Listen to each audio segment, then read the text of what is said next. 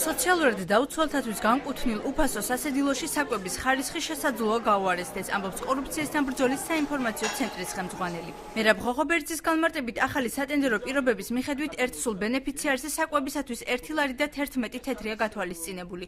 არასამთავრობო ორგანიზაციის ხელმძღვანელი ფიქრობს, რომ დაბალი ტარიფები კვებასთან ერთად მომსახურების ხარისხსაც გააუარესებს. ლარი და 12 თეთრი, რომელსაც თითოეულ ადამიანზე ყოველდღურად ქალაქ ბათუმის მერია და შესაბამისად ერთ-ერთი შეპესე ილიჯგუფი მოიგო ეს ტენდერი.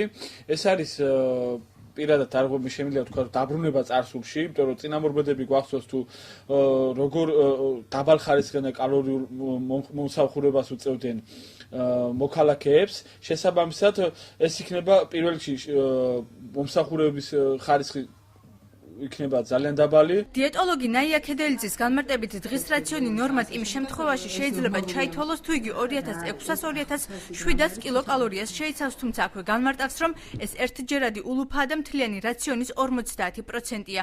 მისი თქმით, მნიშვნელოვანია პროდუქტის ხარისხი, რასაც საქართველოს კანონმდებლობა განსაზღვრავს. როდესაც რაციონი ერთფეროვანია, რაც არ უნდა კარგი იყოს ის რაციონი, შედეგი გვექნება ძალიან ცუდი. შეიძლება გამოცხადდა უბრალოდ ახალი ტენდერი და ახალმა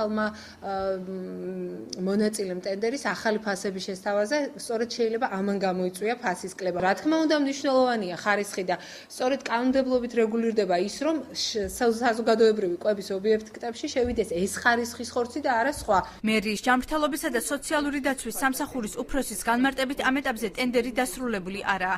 სოფიო მიქელაძის თქმით 2221 ადამიანზე 262,000 ლარია გათვალისწინებული. მისი განმარტებით შემცირებული თანხები კვების რაციონს და კალორიულობის დარღვევას არ გამოიწვევს. მისი განცხადებით ახალი წლიდან ბათუმის მერია ახალი IP-ის შექმნას გეგმავს, რომელიც უფასო სასადილოების პროგრამას ჩაიბარებს. დაბალი ფასი არ მისცემს იმის საშუალებას შესაბამისად კომპანიას, რომ მოემსახუროს ჩვენს ბენეფიციარებს, არა ის მოემსახურონ არა კეთილსინდისიერად, გამოკვებონ უხარისხო საკვებით, ვინაიდან თვითონ ტექნიკურ პირობებში კარგად არის გაწერილი და მოთხოვნაში, ანუ გვაქვს გაწერილი მენიუ შესაბამისი და მენიუ განწილვა, სადაც არის მითითებული ის შესაბამისი ინგრედიენტები, შესაბამისი მზის კერძის დასამზადებლად თუ რა არის საჭირო სტანდარტულად. იქ IP-ის შექმნა არაკომერციული იურიდიული პირის, რომელიც უზრუნველყოფს თავისი სახსრებითა და თანამშრომლებით შესაბამისად უფასო კვებით მომსახურებას 5 მუნიციპალურ სასადილოში. ბათუმში და ხელვაჩაურში არსებულ 5 უფასო უპოვართა სასადილოს მომდევნო 2 თვის განმავლობაში სავარაუდოდ შეპესე ილიჯგუფი მოემსახურება.